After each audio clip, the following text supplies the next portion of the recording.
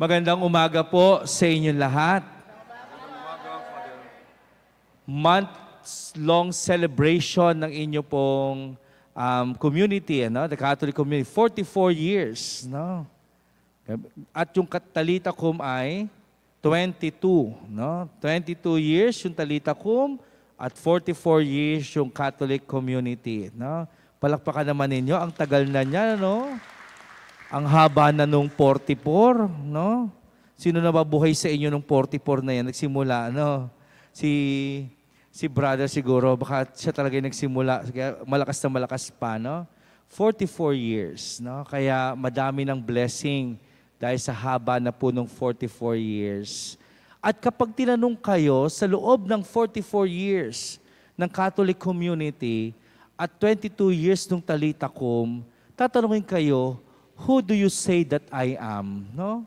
Siguro magandang tanong ulit ni Kristo yan. Ngayon nag-celebrate kayo ng 44 years. Sino ba ako talaga sa inyo? No? 44 years na kayo. Kilala nyo ba ako? No? Siguro tatanungin sa inyo ng Diyos, kilala nyo na ba ako sa haba na ng 44 years? No? Madami na ba kayong nauunawaan sa aking mga sinasabi sa loob ng 44 years? No? Siguro magandang tanong din yan. Baka mamaya, dumadagdag lang tayo ng taon, hindi naman talaga ganun kalalim yung relasyon natin sa Diyos. No? Baka dumadagdag lang ng dumadagdag. Pero maganda yung tanong sa gospel. Who do you say that I am? No? Kasi, pag inisip po ninyo at pinagnilayan natin yung gospel ngayon, si Jesus, araw-araw kasama niya yung kanyang alagad. Nagpapagaling ng may sakit, nagpapakain ng nagugutom, no? Nakikita po, naririnig po natin yan yung mga nakaraang gospel. Yung lalaking tuyo ang kamay, pinagaling. Yung lalaking sinasapian ng demonyo, pinagaling. No? Yung nagugutom, pinakain. Ang dami ng experience ng mga alagad ni Kristo na laging kasakasama si Kristo. Lagi nandun si Kristo sa tabi nila. Lahat ng ginagawa ni Kristo, nakikita ng mga mata ng mga alagad. Pero ang sabi ni Kristo, kilala niyo na ba ako? Ang dami nyo nang nakikita sa akin. Ang dami ko nang ginawa, nakasama ko kayo. Kilala nyo ba talaga ako? Ano ang sabi ng mga taong nasa paligid ko nung tinanong niya yung kanyang mga apostol? Ang sagot ni Pedro, ang sabi ng ibang alagad, may nagsasabi po si John the Baptist kayo, si Elijah kayo, si Juan Bautista kayo. Kaya nung sabi ni Kristo, sabi ng mga taong nasa paligid natin, yung sunod ng sunod sa atin, ako si John the Baptist, ako si Elijah, iba-iba yung kanilang pagkilala sa akin. At sabi niya gano'n sa kanyang mga apostol, kayo, mga apostol ko kayo, sino ako para sa inyo? Si Pedro, kasi siya ang leader, ang sagot ni Pedro, you are the Christ. No? Kayo po ang Kristo. Imagine, ano? Pag binasa niyo po ibang gospel, sasabihin ganun kay Pedro, wala namang ibang nagturo sa iyo niyan. Pero bakit mo na lamang ako si Kristo? No? Kaya sabi ni Jesus sa kanya, iba na ang pagkakakilala sa akin ni Pedro. Alam na niya kung sino ako. Alam na niya na ako'y si Kristo. No? Kaya sabi ni Jesus sa Pedro at sa ibang mga alagad, huwag niyo munang sasabihin yan kahit kanino. No? Pinagbawalan talaga ni Jesus. Kasi siguro nagulat din si Jesus, kilala na niya ako. Ano kayang natutunan ni Pedro sa akin? Bakit kaya niya na ako kilala? Kaya nung sabi ni Jesus, sige na nga, alam mo naman na pala kung sino ako Pero alam mo, hindi pa lahat ng kabuuan na nakikita mo ay yun na ako. Marami pang mangyayari. Magpapakasakit ako, mamamatay ako, at pagkaraan ng 3 araw, mabubuhay ako. Nung narinig ni Pedro yon, siguro sabi ni Pedro, naku, hindi pwede yan. Yung leader na sinusundan namin, mamamatay pa. Wala na kaming kasama. Enjoy na nga sila na nagpapagaling ng may sakit, nagpapakain na nagugutom. Tapos nang sabihin ni Jesus na ako'y magpapakasakit, mamamatay at muling mabubuhay, sabi ni Pedro, tinawag si Jesus, sabi niya, hindi pa pwedeng mangyari sa iyo yan. Kasi pag ikaw'y namatay pa, sino na yung aming susundan? Sino na yung aming magiging prophet? Sino na yung magiging leader namin? Parang ayaw ni Pedro, hindi niya mapaniwalaan na mamamatay pa si Jesus. Anong sabi ni Jesus nung tinawag niya si Pedro, saka sabi ng mga tao? Ang sagot ni Jesus, get behind me, Satan. Imagine, ano? Nung marinig ni Jesus, na kinausap siya ni Pedro, at siguro sinabi sa kanya ni Pedro, hindi ka pwedeng mamatay. Sasabihin siguro ni Jesus, ano ka? Yun ang plano ng Ama ko no? Kasama yun sa buhay ko. Na hindi lang ako magpapakain ng nagugutom, hindi lang ako magpapagaling ng may sakit, magpapakasakit ako, mamamatay pa ako, ipapako pa ako sa krus, no? At muli pa ako mabubuhay. Para kay Pedro, hindi mangyayari sa iyo yan. Kaya ang sagot ni Jesus, lumayo ka sa akin, Satanas, no? Kasi yung iniisip mo ay kapakanan mo lang bilang tao, pero hindi ang kalooban ng Diyos. Dahil ang kalooban ng aking Ama, ako'y mag-aalay ng buhay para iligtas ko pa ang sanlibutan. Kaya hindi pa pala lubos na nakikilala ni Pedro si Jesus. Alam lang ni Jesus ang sagot, you are the Christ. Pero hindi alam ni Pedro kung ano ang kabuuan sa mangyayari sa buhay ni Kristo. Kulang pa yung kanyang kaalaman. Kaya kung tatanungin ni Jesus si Pedro, ikaw, sino ako para sa iyo? Kilala mo ba ako? Akala siguro ni Pedro, yung sumagot siya na, you are the Christ, yun na yung kabuuan ng pagkatao ni Kristo. Kaya nga pinaliwanag ni Kristo na hindi lang ako ganyan ang gagawin, hindi lang yung nakikita at na-experience mo ngayon, yan pa lang yung mangyayari sa akin. Hindi yan yung totality ng aking buhay. Kasi meron pang susunod dyan, magpapakasakit pa ako, mamamatay pa ako, at muli pa akong mabubuhay. Kaya nga ano sabi ni Jesus sa bandang last ng gospel, kung sino man ang gustong sumunod sa akin, kung sino pa ang gustong maniwala sa akin, kung sino pa ang gustong lumapit sa akin at maging ako ay kanyang Diyos, kinakailangan niyang limutin ang kanyang sarili, pasanin ang kanyang krus, at sumunod sa akin. No? Yun yung challenge sa atin.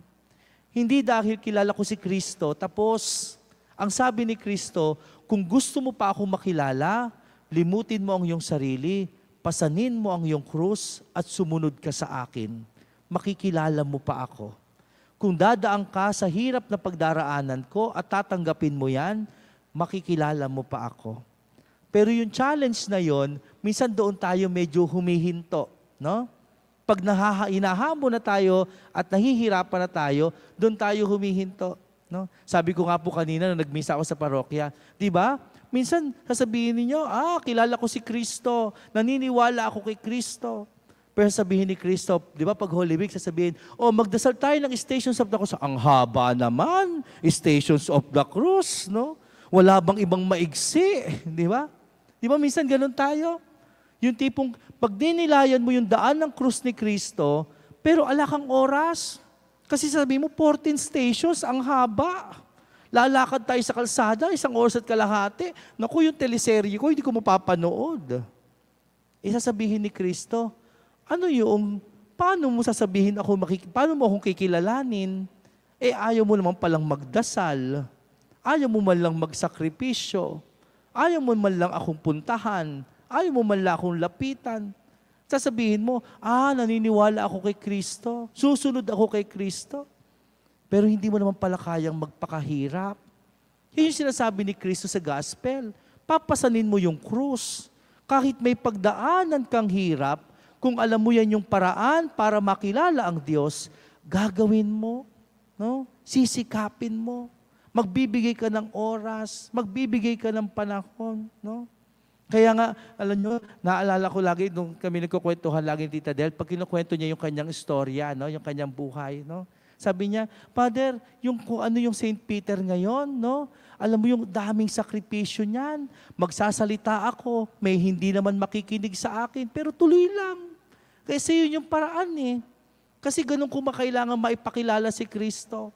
Kahit ako'y magsasalita dyan at ayaw nilang makinig sa akin, magpapatuloy ako sa pagsasalita kasi yun yung paraan ko para makilala ko si Kristo. Magsasakripisyo ako, hahayaan ko na hanggang sa makinig sila. Hahayaan ko hanggang sa maunawaan nila.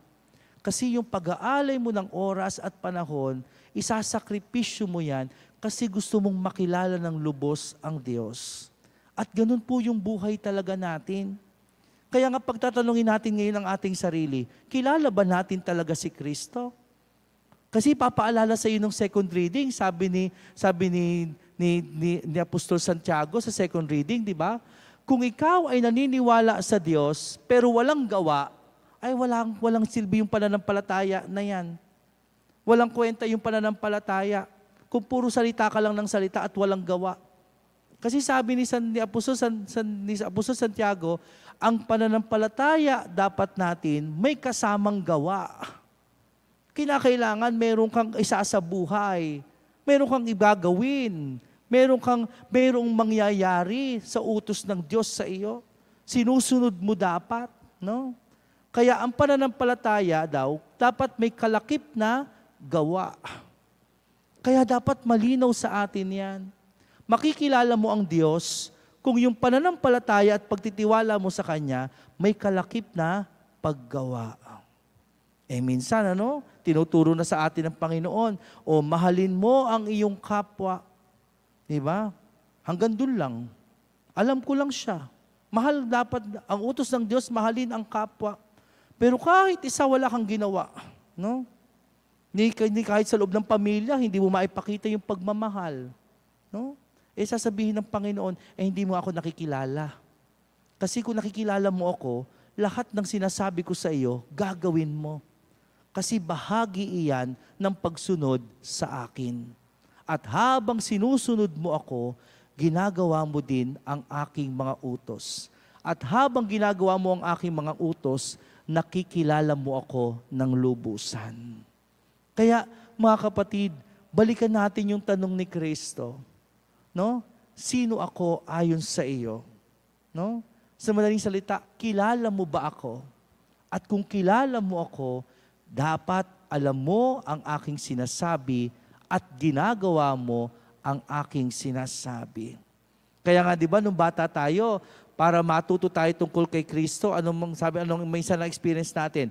Dinala tayo ng nanay natin sa simbahan, no? Yung lola natin, dinadala tayo sa simbahan, o kaya sa school, nagtuturo yung katikista sa atin. Nung lumalaki na tayo, nakapagbabasa tayo ng libro, nakapagbabasa tayo ng Biblia, naririnig natin. Marami na tayong alam tungkol kay Kristo. Pero sabi sa gospel at maging sa mga pagbasa, hindi pwedeng alam lang. Dapat ginagawa natin yung nalalaman natin. Kaya nga, yun yung pinagkaiba ni Pedro. Alam lang ni Pedro na si Kristo yung kausap niya, pero hindi niya kayang sundin yung inuutos ni Jesus. Hindi niya kayang magpakasakit. Hindi niya kayang maghirap. Kaya nga, di ba, kung babalikan po ninyo yung kwento, nung si Jesus ay hinuli na, di ba? Tapos may nakakita sa kanya, di ba ikaw yung kasama ng taong iyan? Ano sabi ni Pedro? Hindi ko kilala yan. Di ba? Itinatwa na agad ni Pedro. Kasi bakit?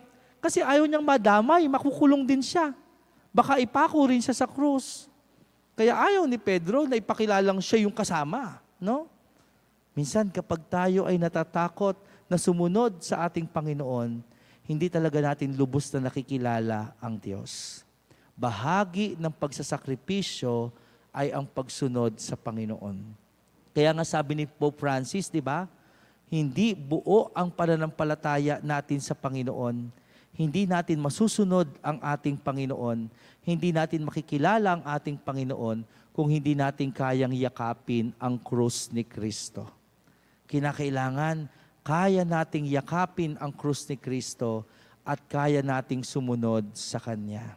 Kaya, mga kapatid, huwag matatakot kapag nahihirapan, huwag matatakot kapag kulang ang oras, pag sasabihin mo wala kang oras na makinig sa salita ng Diyos, sasabihin mo, ay naku, wala na akong time. Lagi dapat nating ibigay ang ating buong sarili. Huwag lang natin isipin na mahihirapan tayo. Dahil dapat lagi natin isipin, anuman ang ipagawa sa atin ng Panginoon, laging buong buo ang ating sarili para sa Diyos. Amen.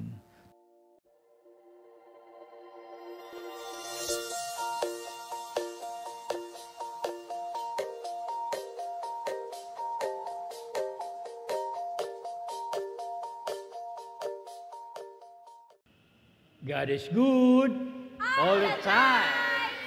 Thank you for joining us today. View our past broadcasts on our Facebook page, St. Peter Community, and subscribe our YouTube channel, like, share, and hit the bell.